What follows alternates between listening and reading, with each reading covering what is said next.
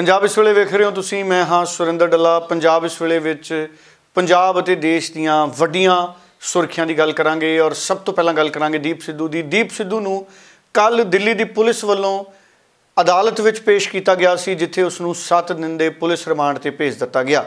इस तो पहलां दस्सिया गया कि दीप सिद्धू नूं 8 फरवरी की रात नूं करनाल लागों गिरफ्तार किया गया सी। कल दिल्ली की पुलिस का कहना है कि 10 दिन के लिए उसका रिमांड मंगिया गया सी, पर अदालत ने उसनूं सिर्फ 7 दिनों लिए पुलिस कोले भेजा। वड्डे वड्डे पुलिस अफसरां का कहना है कि हुण दीप सिद्धू तो पुछगिछ की जाएगी। दीप सिद्धू ते लाल किले के बाहर हुई हिंसा के मामले ते वख-वख धारावां के तहत नॉर्थ डिस्ट्रिक्ट दे विच दिल्ली दे केस दर्ज किया गया।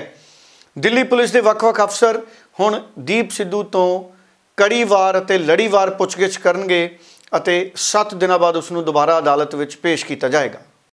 ये लाल किले में संगठित हुआ जो हिंसा था उसमें ये एक मुख्य आरोपी है। इसके ऊपर 1 लाख रुपया का रिवार्ड भी घोषणा किया गया था।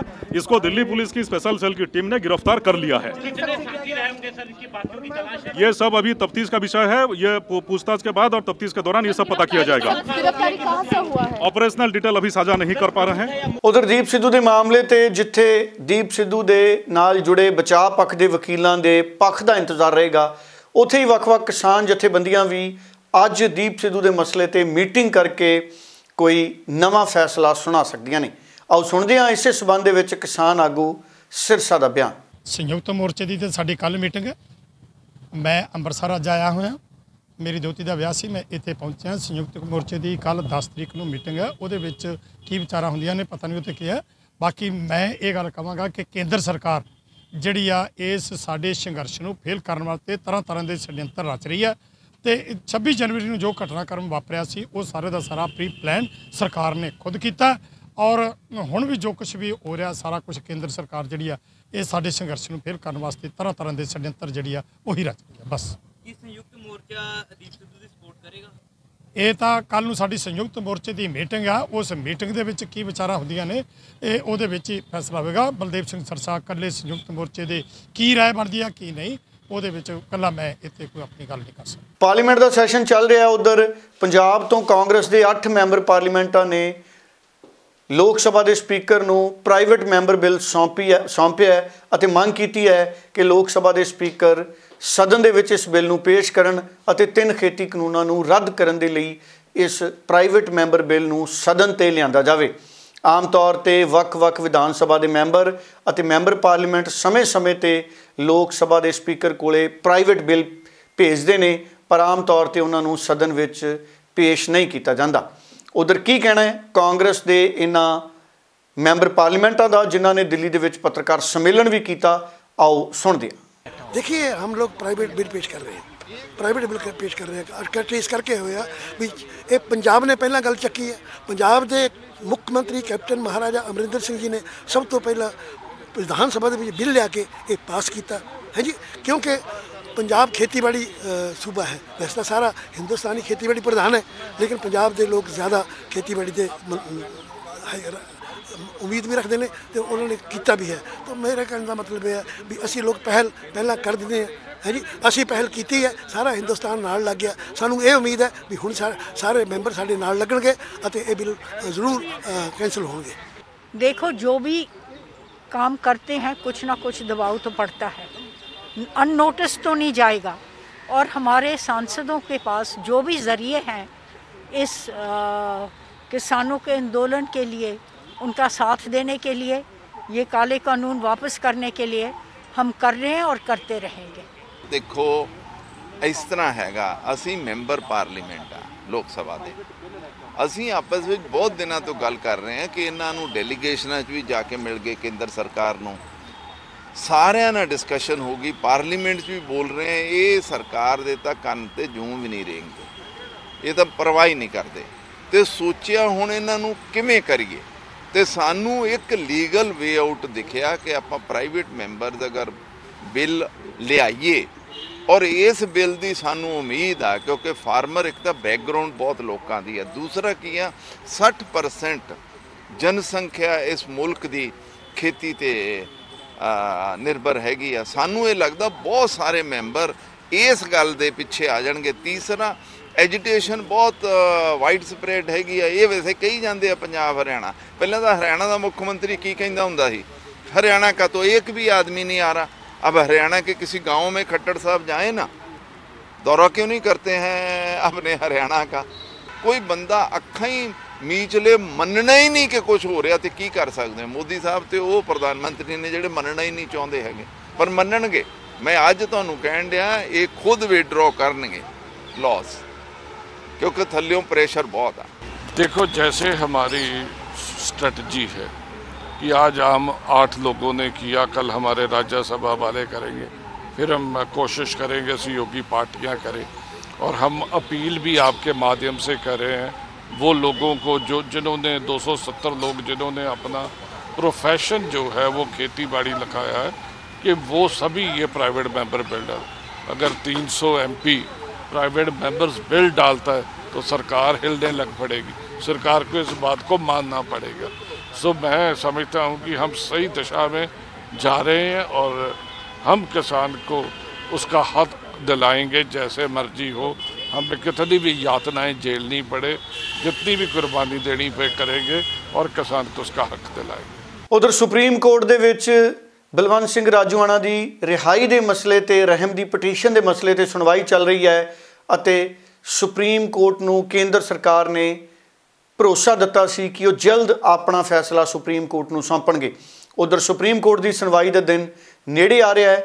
उधर श्रोमणी गुरुद्वारा प्रबंधक कमेटी की प्रधान बीबी जगीर कौर ने भी कहा है कि वो चाहते हैं कि जल्द तो जल्द केंद्र सरकार बलवंत सिंह राजूआणा के मसले ते अपनी आखिरी राय सुप्रीम कोर्ट नूं सौंपे। बीबी जगीर कौर ने यह भी कहा है कि श्रोमणी गुरुद्वारा प्रबंधक कमेटी वालों लगातार बलवंत सिंह राजूआणा के मामले की अदालती पैरवाई की जा रही है। 26 जनवरी ਨੂੰ जो घटनाक्रम होया ਉਹਦੀ ਨਿੰਦਾ भी की, ਤੇ ਜਿਹੜੇ ਉੱਥੇ गिरफ्तार किए गए है ਤੇ ਸਾਰੇ ਸਰਬਸੰਮਤੀ ਨਾਲ ਇਹ ਪਾਸ ਕੀਤਾ ਕਿ ਉਹਨਾਂ ਨੂੰ ਤੁਰੰਤ ਰਿਹਾਈ ਕੀਤੀ ਜਾਵੇ। ਤੇ ਜਿਹੜੇ ਕੋਈ ਉੱਥੇ ਨਵਦੀਪ ਸਿੰਘ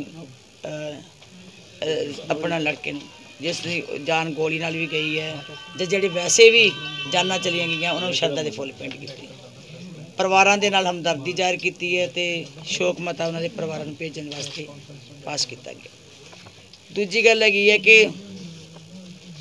जो भाई राजूआणा साहब काफ़ी चिर तो जेल विच है, तो उन्हें तुरंत फैसला करे सरकार, तुरंत उन्हें रिहाई करे। उहदे संबंध विच जिहड़ा वो पता किया गया।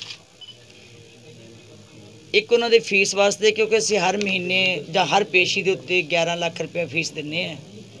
इस तरह भाई दविंदरपाल सिंह भुल्लर साहब जी, उन्होंने भी हर पेशी का असीं वकील ने किया, उन्होंने भी 11 लाख रुपया, तो उन्होंने जिहड़ी आई सी फीस वो भी पास की गई है भाई राजूआणा साहब जी की, कि वकील नूं फीस देनी है। वो भी क्योंकि असीं ये जिहड़ा पक्का ही बनाया होया कि जदों भी उन्होंने पेशी होंदी है, उन्होंने साडे को मंगया होया कि हर पेशी के उत्ते 11 लाख रुपया भाई राजूआणा साहब जी की पेशी ते वकील नूं देना पैंदा। वो आया सी बिल, वो पास किए गए। उधर यूथ कांग्रेस के प्रधान बरिंदर ढिल्लों की अगवाई दे विच यूथ कांग्रेस के कारकुनां वल्लों संसद के बाहर प्रोटेस्ट किया गया, और इस मौके उन्होंने केंद्र सरकार तो खेती कानूनों नूं रद्द करने की मंग दोहराई। हालांकि देश के प्रधानमंत्री पार्लीमेंट विच कह चुके हैं कि किसान अपना अंदोलन त्यागण अते असीं मिल जुल के बैठ के इस मसले ते गल करिए, और किसान भी कह चुके हैं कि असीं अंदोलन जारी रखांगे जब तक केंद्र की सरकार इन्हां कानूनां नूं रद्द नहीं करती। पर यूथ कांग्रेस के बरिंदर ढिल्लों का की कहना है इस प्रोटेस्ट के दौरान, आओ सुणदे हां। जिस तरीके नाल इन्हां तो कोई टस तो मस नहीं हो रही, इन्हां ते कोई फर्क नहीं पै रहा, इस करके ये बहुत जरूरी आ भी इन्हां सारिआं नूं एक प्रैशर पाया जाए, हर सियासी पार्टी वालों पाया जाए। जिहड़ी सियासी पार्टियां इस टाइम इस बिल के विरोध में खड़ियां वा, उन्होंने सारिਆਂ ਨੂੰ भी इकट्ठे होने की लोड़ है, और अपने अपने सियासी दमखम नाल प्रैशर पाने की लोड़ है। जिवें ਸਿੰਘੂ और टिकरी दे विच जोर पिया होया वा, उवें ही अपने अपने सियासी अपना जोर दे नाल वो अगे तक पहुँचन, और अगे इन्हां नूं जाके पार्लीमेंट दे विच घेरन, बाहर घेरन, हर जगह घेरन, हर स्टेट विच घेरन। यही साडी जोरदार कोशिश है। मांग क्या है आपकी इनमें? ਮੰਗ ਇਹ ਆ ਵੀ ਇਹ ਕਾਨੂੰਨਾਂ ਨੂੰ ਵਾਪਸ ਲਓ, ਵੀ ਜਦ ਤੱਕ ਕਿਸਾਨ ਨਹੀਂ ਰਾਜੀ ਤਾਂ ਤੁਸੀਂ ਕਿਉਂ ਇਸ ਚੀਜ਼ ਨੂੰ ਐ ਕਰ ਰਹੇ ਹੋ। ਇਸ ਕਰਕੇ ਉਹਨਾਂ ਨੂੰ ਵਾਪਸ ਲਓ ਔਰ ਉਸ ਚੀਜ਼ ਨੂੰ ਅੱਗੇ ਵਧਾਓ। ਇਹ ਸਾਡੀ ਮੰਗ ਹੈ, ਕਲੀਅਰ ਮੰਗ ਆ। ਰਾਹੁਲ ਗਾਂਧੀ ਜੀ ਪਹਿਲੇ ਦਿਨ ਤੋਂ ਕਹਿ ਰਹੇ ਆ, ਕੈਪਟਨ ਸਾਹਿਬ ਪਹਿਲੇ ਦਿਨ ਤੋਂ ਕਹਿ ਰਿਹਾ ਆਪਣਾ ਕਹਿੰਦੇ ਰਿਪੀਲ ਕਰਨੇ ਹੀ ਪੈਣਗੇ ਕਾਨੂੰਨ, ਇਸ ਤੋਂ ਬਿਨਾ ਕੋਈ ਹੱਲ ਨਹੀਂ ਹੈਗਾ। ਉਧਰ ਪੰਜਾਬ ਦੇ ਵਿੱਚ 14 ਫਰਵਰੀ ਨੂੰ ਚੋਣਾਂ ਨੇ। ਚੋਣਾਂ ਤੋਂ ਪਹਿਲਾਂ ਪੰਜਾਬ ਦੇ ਵਿੱਚ ਸਿਆਸਤ ਪੂਰੇ ਸਿਖਰਾਂ ਤੇ ਹੈ। ਆਮ ਆਦਮੀ ਪਾਰਟੀ, ਅਕਾਲੀ ਦਲ, ਕਾਂਗਰਸ ਅਤੇ ਭਾਰਤੀ ਜਨਤਾ ਪਾਰਟੀ ਵੱਲੋਂ ਵੀ ਇਹਨਾਂ ਚੋਣਾਂ ਨੂੰ ਲੈ ਕੇ ਜ਼ੋਰ ਸ਼ੋਰ ਨਾਲ ਤਿਆਰੀ ਕੀਤੀ ਜਾ ਰਹੀ ਹੈ। ਹਾਲਾਂਕਿ ਕਿਸਾਨ ਅੰਦੋਲਨ ਦੇ ਦਰਮਿਆਨ ਚੋਣਾਂ ਆਉਣ ਕਰਕੇ ਬਹੁਤ ਸਾਰੇ ਪਿੰਡਾਂ ਵੱਲੋਂ ਇਹਨਾਂ ਚੋਣਾਂ ਦੇ ਬਾਈਕਾਟ ਦਾ ਵੀ ਐਲਾਨ ਕੀਤਾ ਗਿਆ। ਉਧਰ ਅਕਾਲੀ ਦਲ ਵੱਲੋਂ ਇੱਕ ਵਾਰੀ ਫੇਰ ਪ੍ਰੇਮ ਸਿੰਘ ਚੰਦੂਮਾਜਰਾ, ਮਹੇਸ਼ਿੰਦਰ ਸਿੰਘ ਗਰੇਵਾਲ ਅਤੇ ਦਲਜੀਤ ਸਿੰਘ ਚੀਮਾ ਦੀ ਅਗਵਾਈ ਦੇ ਵਿੱਚ ਪੰਜਾਬ ਦੇ ਗਵਰਨਰ ਨੂੰ ਇੱਕ ਮੰਗ ਪੱਤਰ ਸੌਂਪਿਆ ਗਿਆ ਅਤੇ ਮੰਗ ਕੀਤੀ ਗਈ ਕਿ ਸੈਂਸਿਟਿਵ ਬੂਥਾਂ ਦੀ ਜਾਣਕਾਰੀ ਦਿੱਤੀ ਜਾਵੇ ਔਰ ਵੀਡੀਓਗ੍ਰਾਫੀ ਕਰਾਈ ਜਾਵੇ ਅਤੇ ਵੱਡੇ ਪੱਧਰ ਤੇ CRPF ਤੈਨਾਤ ਕੀਤੀ ਜਾਵੇ। ਅਕਾਲੀ ਦਲ ਲਗਾਤਾਰ ਇਹਨਾਂ ਚੋਣਾਂ ਵਿੱਚ ਧੱਕੇ ਦਾ ਖਦਸ਼ਾ ਪ੍ਰਗਟ ਕਰ ਰਿਹਾ ਹੈ। ਪੰਜਾਬ ਦੇ ਵਿੱਚ ਜੋ ਸਥਾਨਕ ਚੋਣਾਂ ਹੋ ਰਹੀਆਂ ਨੇ ਉਹਨਾਂ ਵਿੱਚ ਜੋ ਧਾਂਦਲੀ ਹੋ ਰਹੀ ਆ ਔਰ ਪੂਰੀ ਤਰ੍ਹਾਂ ਪੰਜਾਬ ਸਰਕਾਰ ਨੇ ਚੋਣਾਂ ਹਾਈਜੈਕ ਜਿਵੇਂ ਕੀਤੀਆਂ ਨੇ ਔਰ ਸਟੇਟ ਮਸ਼ੀਨਰੀ ਦੀ ਜਿਵੇਂ ਦੁਰਵਰਤੋਂ ਹੋ ਰਹੀ ਆ ਔਰ ਖਾਸ ਤੌਰ ਤੇ ਮਤਲਬ ਵੱਡੀ ਪੱਧਰ ਤੇ ਥੋਕ ਦੇ ਵਿੱਚ ਕਾਗਜ਼ ਜਿਵੇਂ ਰੱਦ ਹੋਏ ਨੇ ਔਰ ਵਿਸ਼ੇਸ਼ ਤੌਰ ਤੇ ਕਾਗਜ਼ ਭਰਨ ਜਾਣ ਵਾਲਿਆਂ ਨੂੰ ਜਿਵੇਂ ਰੋਕਿਆ ਗਿਆ ਔਰ ਸਾਡੇ ਪਾਰਟੀ ਦੇ ਪ੍ਰਧਾਨ ਸਾਹਿਬ ਸੁਖਬੀਰ ਸਿੰਘ ਬਾਦਲ ਤੇ ਜਲਾਲਾਬਾਦ ਵਿੱਚ ਜਿਵੇਂ ਹਮਲਾ ਹੋਇਆ ਔਰ ਖਾਸ ਤੌਰ ਤੇ ਉਹਨਾਂ ਦੀ ਸਿਕਿਉਰਿਟੀ ਦੇ ਇੰਚਾਰਜ ਵੱਲੋਂ ਰਿਪੋਰਟ ਦੇਣ ਦੇ ਬਾਵਜੂਦ ਦੋਸ਼ੀਆਂ ਤੇ ਕੇਸ ਦਰਜ ਨਹੀਂ ਹੋਏ ਬਲਕਿ ਸਾਡੇ ਲੋਕਾਂ ਤੇ ਕੇਸ ਦਰਜ ਹੋ ਗਏ। ਸਰਬ ਪਾਰਟੀ ਮੀਟਿੰਗ ਵਿੱਚ ਮਾਨਯੋਗ ਮੁੱਖ ਮੰਤਰੀ ਜੀ ਨੇ ਯਕੀਨ ਦਿਵਾਇਆ ਸੀ ਕਿ ਕਿਸੇ ਤਰ੍ਹਾਂ ਗੁਨਾਹਗਾਰ ਜਿਹੜੇ ਨੇ ਉਹਨਾਂ ਨੂੰ ਬਖਸ਼ਿਆ ਨਹੀਂ ਜਾਏਗਾ, ਭਾਵੇਂ ਕੋਈ ਕਾਂਗਰਸੀ ਆ ਭਾਵੇਂ ਕੋਈ ਅਧਿਕਾਰੀ ਆ। ਕਿਸੇ ਇੱਕ ਪੁਲਿਸ ਅਫਸਰ ਤੇ ਐਕਸ਼ਨ ਨਹੀਂ ਹੋਇਆ ਵੀ ਤੁਹਾਡੀ ਹਾਜ਼ਰੀ 'ਚ ਜੈਡ ਸਿਕਿਉਰਿਟੀ ਵਾਲੇ ਬੰਦੇ ਤੇ ਐਡਾ ਵੱਡਾ ਹਮਲਾ ਹੋਇਆ ਤੇ ਨਾ ਹੀ ਕਿਸੇ ਇੱਕ ਕਾਂਗਰਸੀ ਤੇ ਕੋਈ ਐਕਸ਼ਨ ਹੋਇਆ ਬਲਕਿ ਅਕਾਲੀ ਦਲ ਦੇ ਵਰਕਰਾਂ ਤੇ ਕੇਸ ਦਰਜ ਹੋ ਗਏ। ਇਸ ਕਰਕੇ ਜਿਹੜੀ ਕਾਊਂਟਿੰਗ ਆ ਉਹ ਤੁਰਤ ਹੀ ਚੋਣ ਖਤਮ ਹੋਣ ਤੋਂ ਕਰਾਈ ਜਾਵੇ, ਪੈਰਾਮਿਲਟਰੀ ਫੋਰਸ ਡਿਪਲਾਏ ਕੀਤੀਆਂ ਜਾਣ, ਵੀਡੀਓ ਕੈਮਰਾਜ਼ ਲਾਏ ਜਾਣ ਪੋਲਿੰਗ ਬੂਥਾਂ ਤੇ ਔਰ ਜਿਹੜੇ ਬੂਥ ਮਤਲਬ ਜਿਹੜੇ ਕਮੇਟੀਆਂ ਬਹੁ ਗਿਣਤੀ ਦਿਖਾਤੀ ਵੱਡੇ ਪੱਧਰ ਤੇ ਰੱਦ ਕਰਤੇ ਪਰਚੇ, ਉਹ ਜਿਹੜੇ ਪਰਚੇ ਰੱਦ ਹੋਏ ਨੇ ਕਾਗਜ਼ ਰੱਦ ਹੋਏ ਨੇ ਤੇ ਆਪਣੀ ਮੈਜੋਰਟੀ ਬਣਾ ਲਈ, ਉਹਨਾਂ ਵਿੱਚ ਦੁਬਾਰਾ ਇਲੈਕਸ਼ਨ ਹੋਵੇ, ਦੁਬਾਰਾ ਇਲੈਕਸ਼ਨ ਪ੍ਰੋਸੈਸ ਸ਼ੁਰੂ ਕੀਤਾ ਜਾਵੇ। ਅਸੀਂ ਗਵਰਨਰ ਸਾਹਿਬ ਨੂੰ ਕਿਹਾ ਕਿ ਕੀ ਰੂਲਿੰਗ ਪਾਰਟੀ ਦਾ MLA ਨੂੰ ਇਹ ਐਗਜ਼ੰਪਸ਼ਨ ਹੈ ਕਿ ਉਹ ਕਾਨੂੰਨ ਆਪਣੇ ਹੱਥ 'ਚ ਲੈ ਸਕਦਾ? ਇਹ ਟੋਟਲ ਪਬਲਿਕ ਪੀਸ ਟ੍ਰੈਂਕੁਇਲਿਟੀ ਨੂੰ ਵਾਇਲੇਟ ਕਰਦੀ ਹੈ। Serious provisions Indian penal code ਦੀ ਦਾ ਇਹਦਾ ਕੇਸ ਬਣਦਾ। ਕੀ ਵੇਟ ਕਰ ਰਹੀ ਹੈ ਗਵਰਨਮੈਂਟ? ਇਹ ਤਾਂ ਮਤਲਬ ਇੱਕ ਖੁੱਲ੍ਹਾ ਸੱਦਾ ਪੰਜਾਬ ਵਿੱਚ ਕਾਨੂੰਨ ਵਿਵਸਥਾ ਲਈ ਸਰਕਾਰ ਸੱਦਾ ਦੇ ਰਹੀ ਹੈ, ਜਿਹਨੂੰ ਸ਼੍ਰੋਮਣੀ ਅਕਾਲੀ ਦਲ ਅਸੀਂ ਗਵਰਨਰ ਸਾਹਿਬ ਨੂੰ ਕਹਿ ਗਏ ਕਦੇ ਪ੍ਰਵਾਨ ਨਹੀਂ ਕਰੂਗਾ। ਸਾਡੇ ਅਮਨ ਦੀ, ਸਾਡੇ ਪੀਸ ਦੀ, ਸਾਡੇ ਆਪਸੀ ਭਾਈਚਾਰੇ ਦੀ ਸੋਚ ਨੂੰ ਸ਼੍ਰੋਮਣੀ ਅਕਾਲੀ ਦਲ ਦੀ ਕਮਜ਼ੋਰੀ ਨਾ ਸਮਝਿਆ ਜਾਵੇ। ਹੁਣ ਬੜੀ ਵਾਰੀ ਅਸੀਂ ਕਮਿਸ਼ਨ ਨੂੰ ਪੁਆਇੰਟ ਆਊਟ ਕਰ ਚੁੱਕੇ ਹਾਂ, ਗਿਣਤੀ ਦਿਖਾ ਚੁੱਕੇ ਹਾਂ ਕਿ 200 250 ਵੋਟ ਇੱਕ ਵਾਰਡ ਦੀ ਜਿਹੜੀ ਕਾਂਗਰਸ ਦੇ ਕੈਂਡੀਡੇਟ ਨੂੰ ਸੂਟ ਨਹੀਂ ਕਰਦੀ ਉਹਦੇ ਚੋਂ ਕੱਢ ਕੇ ਕਿਸੇ ਹੋਰ ਵਾਰਡ 'ਚ ਪਾਤੀ ਜਾਂਦੀ ਹੈ, ਜਾਂ ਜਿਹੜੀਆਂ ਕੈਂਡੀਡੇਟ ਨੂੰ ਵੋਟਾਂ ਚਾਹੀਦੀਆਂ ਉਹ ਜਿੱਥੇ ਮਰਜ਼ੀ ਪਈਆਂ ਹੁਣ ਉਹਨੂੰ ਉਹਦੇ ਵਾਰਡ 'ਚ ਜਾ ਕੇ ਦਿੱਤੀਆਂ ਜਾਂਦੀਆਂ ਚਾਹੀਦੀਆਂ। ਕਮਿਸ਼ਨ ਐਕਸ਼ਨ ਨਹੀਂ ਲੈ ਰਿਹਾ। ਔਰ ਜਿਹੜੀ ਚੰਦੂਮਾਜਰਾ ਸਾਹਿਬ ਨੇ ਗੱਲ ਕੀਤੀ ਆ ਉਹ ਹੁਣ ਰਿਕਾਰਡ ਤੇ ਹੈ ਵੀ ਕੈਂਡੀਡੇਟ ਨੇ ਨੋਮੀਨੇਸ਼ਨ ਵੀ ਫਾਈਲ ਕਰ ਦਿੱਤੇ, ਸਕਰੂਟਨੀ ਵੀ ਹੋ ਗਈ, 5 ਤਰੀਕ ਨਿਕਲ ਗਈ। 5 ਤਰੀਕ ਤੋਂ ਬਾਅਦ ਉਹਦੀ ਵੋਟ ਵੀ ਕੈਂਡੀਡੇਟ ਦੀ ਤੇ ਦੂਜੇ ਵਾਰਡ 'ਚ ਬਾਕੀ ਵੋਟਾਂ ਵੀ ਉਹਦੀਆਂ ਸ਼ਿਫਟ ਕਰ ਦਿੱਤੀਆਂ। ਇਹਨਾਂ ਵੀ ਨਹੀਂ ਯਾਦ ਰਿਹਾ ਇਹਨਾਂ ਨੂੰ ਵੀ ਕੈਂਡੀਡੇਟ ਵੀ ਵਿੱਚ ਹੈ। ਹੁਣ ਕਮਿਸ਼ਨ ਕਿਸ ਪ੍ਰੂਫ ਦੀ ਇੰਤਜ਼ਾਰ ਕਰ ਰਿਹਾ ਕਿ ਉਹਦੇ ਸਾਹਮਣੇ ਆ ਕਿ ਜੇ ਸਕਰੂਟਨੀ ਵਾਲੀ ਡੇਟ ਤੱਕ ਉਹ ਵੋਟ ਉਸ ਵਾਰਡ ਦੇ ਵਿੱਚ ਸੀ ਤੇ ਫਿਰ ਉਸ ਤੋਂ ਬਾਅਦ ਵੋਟਾਂ ਟ੍ਰਾਂਸਫਰ ਹੋ ਰਹੀਆਂ, ਇਸ ਤੋਂ ਵੱਡਾ ਸਬੂਤ ਕਮਿਸ਼ਨ ਨੂੰ ਕੀ ਚਾਹੀਦਾ?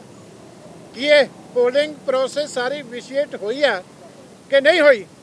ਇਸ ਤੋਂ ਵੱਡਾ ਸਬੂਤ ਕਮਿਸ਼ਨ ਨੂੰ ਹੋਰ ਕੀ ਚਾਹੀਦਾ ਕਿ ਉਹਦੇ ਆਪਣੇ ਅਧਿਕਾਰੀਆਂ ਨੇ ਤਸਦੀਕ ਕੀਤਾ ਸਕਰੂਟਨੀ ਵਾਲੇ ਦਿਨ ਕਿ ਉਹਦੀ ਵੋਟ ਇਸ ਵਾਰਡ ਦੇ ਵਿੱਚ ਆ, ਔਰ ਉਸ ਤੋਂ ਬਾਅਦ ਇਹਦਾ ਮਤਲਬ ਖੁੱਲ੍ਹੀ ਛੁੱਟੀ ਆ ਅਖੀਰਲੇ ਦਿਨ ਤੱਕ ਕਿ ਵੋਟ ਤੁਸੀਂ ਲੱਭ ਲਓ ਤੇ ਰਿਟਰਨਿੰਗ ਅਫਸਰ ਨੂੰ ਦੱਸ ਦਿਓ ਵੀ ਇਹ ਐਸ ਕੈਂਡੀਡੇਟ ਨੂੰ ਚਾਹੀਦੀ ਆ ਤੇ ਸ਼ਾਮ ਨੂੰ ਉਹ ਵੋਟ ਉਹਦੇ ਵਾਰਡ ਦੇ ਵਿੱਚ ਪਹੁੰਚ ਜਾਏ। ਦੂਜੇ ਪਾਸੇ ਕਿਸਾਨ ਆਗੂ ਬਲਦੇਵ ਸਿੰਘ ਸਿਰਸਾ ਨੇ ਵੀ ਬਿਆਨ ਦਿੱਤਾ ਹੈ। ਉਹਨਾਂ ਨੇ ਕਿਹਾ ਕਿ ਕਿਸਾਨ ਅੰਦੋਲਨ ਦੇ ਦਰਮਿਆਨ ਚੋਣਾਂ ਨਹੀਂ ਹੋਣੀਆਂ ਚਾਹੀਦੀਆਂ ਸਨ। ਦੇਖੋ ਮੈਂ ਤੇ ਇਹ ਗੱਲ ਕਹਾਂਗਾ ਕਿ ਕਾਂਗਰਸ ਦੀ ਇੱਕ ਜ਼ਿੰਮੇਵਾਰੀ ਬਣਦੀ ਸੀ, ਫਰਜ਼ ਬਣਦਾ ਸੀ ਕਿ ਕਿਸਾਨ ਜਿਹੜੇ ਨੇ ਉਹ ਆਪਣੇ ਹਿੱਤਾਂ ਵਾਸਤੇ ਕਿਸਾਨੀ ਮੁੱਦਿਆਂ ਲੈ ਕੇ, ਇੱਕ ਬੰਨੇ ਤੇ ਕੈਪਟਨ ਸਾਹਿਬ ਕਹਿੰਦੇ ਨੇ ਕਿ ਮੈਂ ਕਿਸਾਨਾਂ ਦੇ ਨਾਲ ਹਾਂ ਤੇ ਕਿਸਾਨ ਤਾਂ ਉੱਥੇ ਬੈਠੇ ਨੇ ਧਰਨਿਆਂ ਦੇ ਉੱਤੇ ਤੇ ਇਹ ਇਲੈਕਸ਼ਨਾਂ ਜਿਹੜੀਆਂ ਸੀ ਡਿਕਲੇਅਰ ਹੀ ਨਹੀਂ ਸੀ ਕਰਨੀਆਂ ਚਾਹੀਦੀਆਂ, ਇਲੈਕਸ਼ਨਾਂ ਹੋਣੀਆਂ ਨਹੀਂ ਚਾਹੀਦੀਆਂ।